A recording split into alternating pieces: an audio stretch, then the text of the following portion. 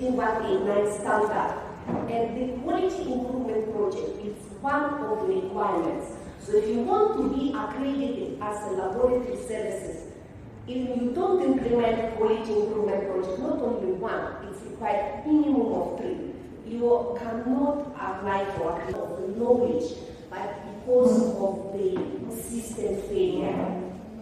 But we can actually make sure and we can identify that failure. We can perform the risk with what's happened, which failure is developed. And this all can be done to improve quality of care, not just because we want to work harder, but because we can work smarter. And that is where the power of quality improvement combined with the data can help us to do this. So I want to start my presentation with some case. So a 60-year-old man came to the facility with fever and confusion. The antibiotic delayed for 4 hours and he was deteriorated and was found and admitted to the ICU with septic shock. So my question is that, is it the knowledge problem or is it the system problem? Mainly it's a system problem, but if it's a system problem, means that using the data, we can actually help to improve our system. So these days, healthcare is actually become complicated. It's a reason of the patient expectation from us. Even in the hospitals, which has the best one, which has good resource constraints, and they have very complicated care, there still can be some vulnerable outcomes, which we also need to prevent to perform harm to the patients. So delivering compassionate care today requires not just kindness, but it requires measures of how quality care will be provided to this. And when we are going to our consultant, we need to remember every day that all our patients is actually need to equitable health care from us. So the quality is not a luxury, it's the foundation of the modern health care. So if now we want to speak about the quality improvement, in quality improvement, we just want to ask a question: how can we do things better? If we give the definition of the quality improvement in the simple way, is systematic, continuous actions that lead to measurable improvement in healthcare services and health outcomes. It focuses, if we take from our definition, continuous, measurable, and it's also team-based. It's for everybody, for health workers as nurses, doctors, laboratorian, pharmacists, administrators, and of course, it should be patient-focused.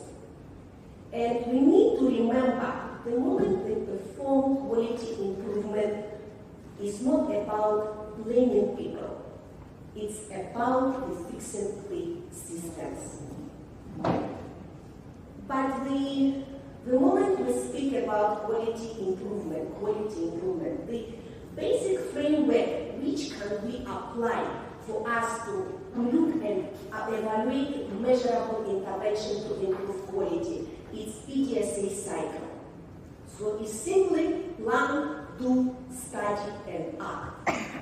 So you plan, you identify the problem. To identify the problem, you actually use the data which you are actually produce every day. And you can, using this data, you can actually develop the intervention. Now you come to the next step, do. Means that you must to implement that intervention, some small changes. It doesn't need to start from something big. The next, you need to study. You need to have a period when you want to measure how the intervention which you decide to improve this process can be actually measured and be evaluated and compare what was before the intervention. And you act. You analyze sometimes maybe intervention design is not so much changing your process. Maybe you need to change or you need to adjust your goals and you scale it up if it was perfect. So, but you start from something small. It's a small process you want to start before you can want to scale up and make big changes to be done in the system. So, what is the data science in healthcare? What will it include? Collecting clinical data, just something simple. Cleaning and organizing it, analyzing pattern, predicting risk, and visualizing the results. In traditional quality improvement, we usually ask, what happened? But when we have data science asks, what did it happen? Why did it happen? What will happen next? And what should we do? And the data science which we generate in the hospital or health facilities can enable us to predict, give us the recognition patterns. It can also help us to identify and look at the risk which can be lead to the particular situation. And I mentioned before that every day we develop our data. From electronic health records, we have laboratory and imaging results, we have medication records, incident report, patient satisfaction survey, and so on. But if you have the data and you don't do anything with the data, it means that you don't have any changes. But if you act without data, you can actually have a risk to make the things worse. So let us look how we can bridge quality improvement and data science. Like I said, data alone does not improve care. It's actually action does. So from the raw data which are generated every day, you need to analyze that data, put the findings to the interpretation, plan intervention and implement that intervention, and measure your outcome. And if you see improvement, probably you can scale it up and have the improvement. How can you start your quality improvement project? Because at the beginning it looks very complicated. You need to remember of your PDSA cycle, which probably too much to do. But you can divide it, look at main 5 steps. First, of course, you need to identify your problem.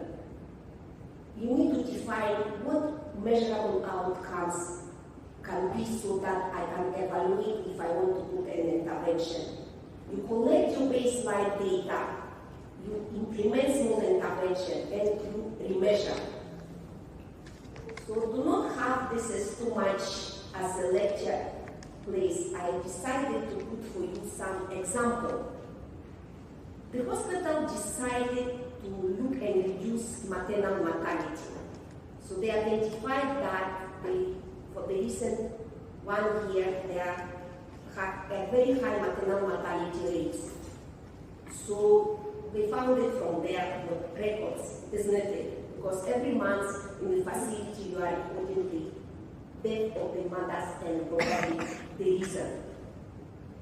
So you analyze which factors is contributing factors to this problem, and you realize it was late referrals or missed follow-ups, or maybe you don't detect earlier the high-risk pregnancy. So now, in your plan, you need to develop the strategy or intervention which you want to put to improve and reduce maternal mortality. You look at you develop risk scoring tool. You decided to send SMS follow-ups to your pregnant women. And you also look at the earlier referral protocol which is submitted to the facilities which refer to complicated cases. Now you are moving to the do slide. step of your PDSA cycle. You need to implement all the strategies. You implement this scoring during antenatal visit. You send automatic SMS reminder to pregnant women because they have a particular day for their visits, but we know that for some reasons they can forget and don't come at appropriate time.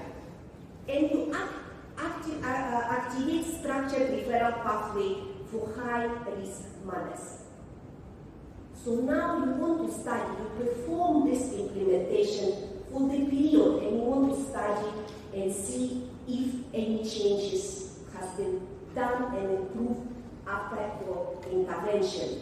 You want to compare maternal complication rates before and after intervention.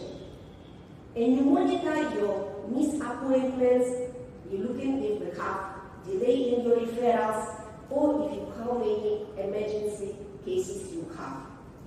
You actually want to review accuracy and compliance with standard operating procedure maybe developed in your facility and other referral facilities.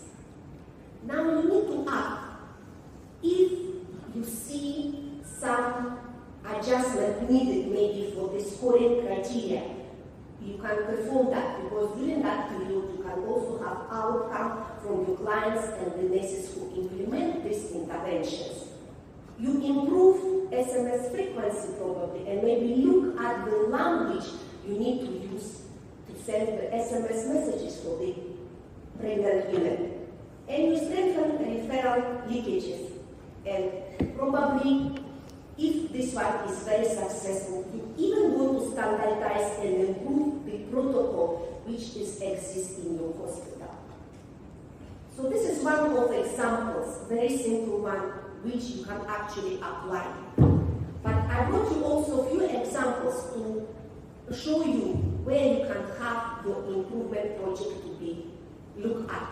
You can look at the length of the stay, where you're looking at average number of days patients spend in the hospital. For example, in your facility, the patient after post-cesarean patient spend 5 days, and you know you have always has a problem with the bed capacity, so you put, and probably the issue because the person overstayed for more days, not because of complications, but maybe because of some problems exist, maybe with payment and something. And you want to improve, to put a decrease on the 3 to 3.5 or 3 days of the stay. So, patient satisfaction scores. You can also look and develop the questionnaire to find how your client is satisfied with the services you are providing, the waiting time in the consulting room, how the staff communicated with the patient, as well as with the cleanliness even of your room. And this is also your quality improvement project, because if you assign a particular number of the scoring you are expected, you can put improvement project that you want to increase and improve on the services you provided and increase the score of the clients which assess you. And one of those examples is medication error rate, when you're looking at wrong dosage, use antibiotic timing, transcription errors. And even any presentation, when our colleagues show us about the wrong form information put on the form, as well as incomplete forms. It can also be as improvement project in your department, in your work, or whatever you found yourself. You can improve and make sure that all forms is completed and the information is appropriately given. You don't need to be statistician, but you need to know just simple statistical, you're supposed to be statistically have statistical literate. You can use Excel, if you use, you can use control charts, root cause analysis, basic statistics, simple dashboards. That is what can help you to monitor your PDSA cycle and your quality improvement project. But we almost need to consider the ethical consideration. We always in the project must to make sure that we avoid angering bias. And we always need to remember that we can have incomplete data, so take into consideration for the decision making. But we also need to protect patient privacy and as well ensure equitable care. But we always have the challenges in data-driven quality improvement projects. We are human beings and we always have sometimes resistance to change. It's not as easy to implement as we speak now. Maybe you can be enthusiastic, but somebody feel very comfortable where he or she is now. And you need to educate the patient and see how best you can do to implement this project. Of course, we talk about good data quality with other example which was presented. We can have limited infrastructure when we don't have enough computer or something which you can collect the data. And of course, lack of training. But some of them can actually be easily corrected and taken into consideration. So, solution for that, don't start from the big project. Start from something small. You can use PDSA cycle, and of course, you can't do it alone. You need to engage your frontline staff to support you. As I said, quality improvement not only for doctors, it's for nurses, for administrative staff, and for other health workers. And also, you improve, celebrate small wins. This may encourage other staff to support you to perform quality improvement project. So, of course, we are looking on the future healthcare improvement issues to using artificial intelligence assisted clinical decisions. We are looking at the dashboards which are given us in real time. We are looking to have the personalized treatment plans, and of course looking at when nationally we can have our digital transformation programs. But remember, today interns are tomorrow medical directors. Today residents are tomorrow's policymakers. And leadership starts just from the small changes in small process. You are not too young to lead the improvement. You're very well positioned because you can identify problems and found the solutions. Why we are looking at you as the leading probably this improvement project? Because you are closest to the patient. You hear their concerns. You also closest to workflow gaps. You can see incompleted forms. You can see breakdowns of some equipment. You also have communication with other staff from different departments. And you are our future healthcare leaders. You see the problems and you can lead for solutions. You need to believe in you. And as I mentioned, you don't need to be a statistician. You can know basic statistics. You can learn some quality improvement methods. You can look how can easily interpret the data. You need to be system thinker. And also always use interdisciplinary team.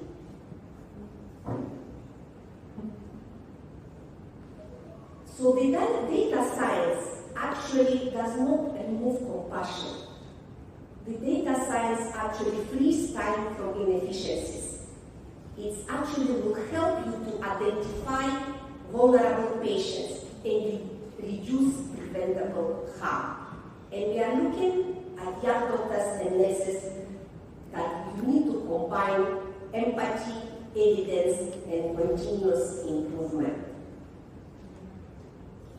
So, in conclusion, I want to say that the quality improvement improves system, data strengths, decision making, small projects create big changes.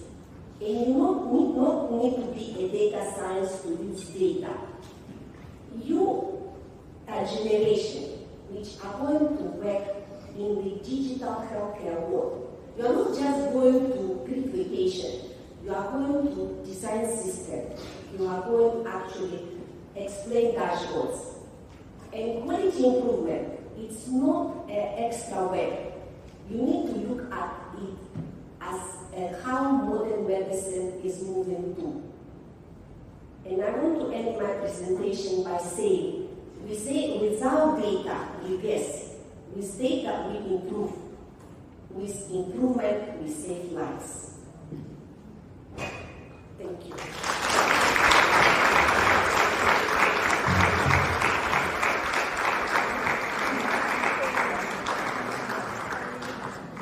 Did you have a question? Was there a question?